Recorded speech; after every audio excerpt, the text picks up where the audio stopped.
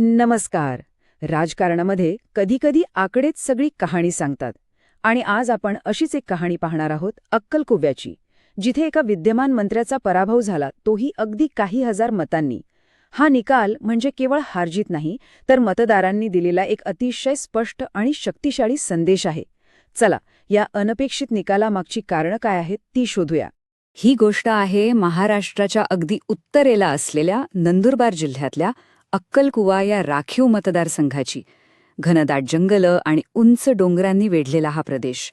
इथली बहुसंख्य लोकसंख्या ही आदिवासी आहे आणि म्हणूनच इथली जमीन, इथले लोक आणि त्यांच्या समस्या ह्या निवडणुकीच्या केंद्रस्थानी होत्या. फक्त 2,904 मतं. हो, इतक्याशा फरकाने एका मंत्र्याचा पराभव होतो आणि एका नव्या नेत्याचा विजय. इतक्या कमी फरकाने आलेला निकाल हा निव्वळ योगायोग नसतो. या आकड्यामागे मतदारांच्या मनात अनेक वर्षांपासून धुमसणारा असंतोष आणि त्यांच्या अपेक्षा दडलेल्या असतात. या विश्लेषणात आपण काय काय पाहणार आहोत? हा निकाल अनपेक्षित का होता? तिथलं जमिनीवरचं वास्तव काय होतं? मतांचं विभाजन नेमकं कसं झालं? गेल्या 4 निवडणुकांचा पॅटर्न काय सांगतो? आणि या सगळ्यातून भविष्यासाठी आपण काय धडा घेऊ शकतो? चला तर मग सुरुवात करूया. तर पहिला प्रश्न, हा निकाल इतका अनपेक्षित का मानला जातोय? याचं कारण म्हणजे यात पराभूत झालेले उमेदवार कोणी सामान्य व्यक्ती नव्हते. ते राज्याचे कॅबिनेट मंत्री होते आणि तब्बल 15 वर्षांपासून या मतदारसंघाचं प्रतिनिधित्व करत होते. विचार करा, अक्कलकुवा हा जवळपास 90% आदिवासी लोकसंख्येचा मतदारसंघ आहे आणि ॲडव्होकेट के.सी. पाडवी, जे राज्याचे आदिवासी विकास मंत्री होते, ते 2009 पासून सलग इथून जिंकत आले होते. मग अशा तगड्या नेत्याचा पराभव, तोही स्वतःच्याच बालेकिल्ल्यात, हे एक मोठं राजकीय आश्चर्यच मानलं गेलं. पण राजकारणाची खरी नाडी ही राजधानीत नाही, तर गाव, खेड्यात, पाड्यापाड्यांत असते. या निकालाचं खरं कारण समजून घ्यायचं असेल तर आपल्याला अक्कलकुव्याच्या दुर्गम भागातच जावं लागेल. जरा तिथल्या लोकांचं रोजचं जगणं डोळ्यासमोर आणा. पिण्याच्या पाण्यासाठी रोज 2 किलोमीटरची पायपीट, जवळच्या पक्क्या रस्त्यासाठी तब्बल 9 किलोमीटर चालावं लागतंय आणि अनेक गावांमध्ये तर अजून वीजच पोचलेली नाहीये. जेव्हा जगणंच इतकं संघर्षाचं असतं, तेव्हा मतदारांच्या मनात असंतोष तर वाढणारच. आणि हा असंतोष फक्त मनात नाही राहिला, तो थेट कृतीत उतरला. मानिबेली गावाचं उदाहरण बघा. 328 मतदार असलेलं हे गाव. त्यांनी एकमुखाने ठरवलं, आधी वीज मगच मत, आणि थेट मतदानावरच संपूर्ण बहिष्कार टाकला. लोकशाहीमध्ये यापेक्षा मोठा इशारा काय असू शकतो? आणि ह्या काही एकट्या दुकट्या समस्या नाहीत, त्या तिथल्याच सामाजिक आणि आर्थिक वास्तवाचाच एक भाग आहे. नंदुरबार हा भारतातल्या सर्वात मागास जिल्ह्यांपैकी एक आहे. उपजीविका अवलंबून आहे ती शेतीवर आणि मनरेगावर. बेरोजगारीचं प्रमाण मोठं आहे आणि सरदार सरोवरसारख्या धरणांमुळे विस्थापित झालेल्यांचा पुनर्वसनाचा प्रश्न तर दशकांपासून तसाच आहे. आपल्या संविधानाने प्रत्येक नागरिकाला सन्मानाने जगण्याचा हक्क दिला आहे आणि ह्या सन्मानाची सुरुवात होते ती मूलभूत गरजांच्या पूर्ततेतून. हा सगळा दाबलेला असंतोष मतपेटीतून बाहेर पडणं स्वाभाविक होतं. चला आता पाहूया की हा सगळा असंतोष मतांच्या गणितामध्ये कसा बदलला. कारण निवडणूक शेवटी भावनांवर नाही, तर आकड्यांवर जिंकली किंवा हरली जाते.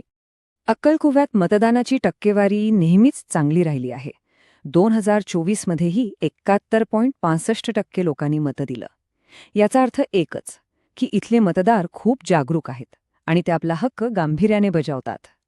आणि जेव्हा इतके मतदार मतदानाला उतरतात, तेव्हा अगदी थोड्या मतांची फाटाफूट सुद्धा निकालाचं चित्र पालटवू शकते. 2019च्या निवडणुकीकडे पाहिलं तर हे स्पष्ट दिसतं. लढत सरळ होती, काँग्रेस विरुद्ध शिवसेना. काँग्रेसला 41.26% मते मिळाली, तर शिवसेनेला 40.21, म्हणजे विजयाचं अंतर 1%पेक्षाही कमी होतं. खरं तर धोक्याची घंटा तेव्हाच वाजली होती. आणि आता 2024चं चित्र बघा. इथेच सगळा खेळ बदलला. एका ताकदवान अपक्ष उमेदवाराने एंट्री घेतली आणि लढत थेट तिरंगी झाली. शिवसेनेला 31.55% मतं मिळाली आणि ते जिंकले. काँग्रेसला मिळाले 30.31%. पण खरा गेम चेंजर ठरला तो अपक्ष उमेदवार, ज्याने तब्बल 31.12% मतं घेतली. हेच तर या निकालाचं मूळ आहे. विद्यमान मंत्री के.सी. पाडवी यांना 30.29% मतं मिळाली आणि दुसरीकडे अपक्ष उमेदवार हिना गावित यांना मिळाली 29.12%. हे आकडे स्पष्ट सांगतायत की काँग्रेसच्या पारंपरिक मतांमध्ये जबरदस्त फूट पडली आणि त्याचा थेट फायदा शिवसेनेच्या उमेदवाराला झाला. कोणताही निकाल हा एका दिवसात किंवा अचानक घडत नाही. त्याच्यामागे अनेक वर्षांचा एक पॅटर्न असतो, एक ट्रेंड असतो. चला, अक्कलकुव्याचा गेल्या 4 निवडणुकांमधील पॅटर्न समजून घेऊया. हे आकडे बघा, 2009 आणि 2014 मध्ये काँग्रेसचा विजय सोपा होता, पण 2019 मध्ये विजयाचं अंतर अगदीच नगण्य झालं, फक्त 1% आणि 2024 मध्ये तर पराभवच झाला. यावरून एक गोष्ट अगदी सूर्यप्रकाशासारखी स्पष्ट होते की काँग्रेसचा जनाधार हळूहळू घसरत होता आणि विरोधाची ताकद वाढत होती. ह्या आकड्यांमधून आपल्याला काही गोष्टी स्पष्टपणे दिसतात. 1. हा मतदारसंघ आदिवासी बहुल आहे. 2. इथले लोक मतदानाचा हक्क गांभीर्याने बजावतात. 3. हारजीत नेहमीच अगदी कमी फरकाने होते. आणि 4. सगळ्यात महत्वाची गोष्ट, 2024 मध्ये मतांची विभागणी झाली नसती तर निकाल कदाचित वेगळा लागला असता. या परिस्थितीचं स्वॉट विश्लेषण केलं, म्हणजे ताकद, कमजोरी, संधी आणि धोके पाहिले तर चित्र आणखी स्पष्ट होतं. काँग्रेसची ताकद होती मंत्रीपद आणि आदिवासी मतदारांवरची पकड. कमजोरी होती आघाडीत नसलेली एकी. संधी होती सरकारी योजना लोकांपर्यंत पोचवून विश्वास जिंकण्याची. पण सगळ्यात मोठा धोका होता तगडा विरोधक आणि मतं फोडणारा अपक्ष उमेदवार. आणि झालंही तेच. हाच धोका 2024 मध्ये खरा ठरला. ठीक आहे, पराभवाचं विश्लेषण तर झालं, पण त्यातून शिकून पुढे जाणं, भविष्याची रणनीती आखणं हे जास्त महत्वाचं आहे. आता पाहूया की याच डेटामधून विजयाचा मार्ग कसा तयार होऊ शकतो. पुनरागमन करायचं असेल तर एक पद्धतशीर योजना लागेल. निवडणुकीच्या 90 दिवस आधी लोकांमध्ये जाऊन त्यांच्या तक्रारी ऐकाव्या लागतील, त्या समजून घ्याव्या लागतील. 60 दिवस आधी त्या समस्यांवर काम सुरू करून त्याबद्दल लोकांशी संवाद साधावा लागेल. आणि शेवटच्या 30 दिवसात कार्यकर्त्यांची फौज उभी करून प्रत्येक मत आपल्याकडे वळवावं लागेल. हा फक्त निवडणूक जिंकण्याचा प्लॅन नाहीये, तर लोकांचा गमावलेला विश्वास परत मिळवण्याचा आराखडा आहे. आणि ही योजना यशस्वी करायची असेल तर उमेदवाराला स्वतःला झोकून द्यावं लागेल. रोज गावागावात फिरणं, लोकांच्या सुखदुःखात, त्यांच्या सणांमध्ये, उत्सवांमध्ये सहभागी होणं, त्यांच्या समस्यांमध्ये वैयक्तिक लक्ष घालून त्या सोडवणं हे गरजेचं आहे.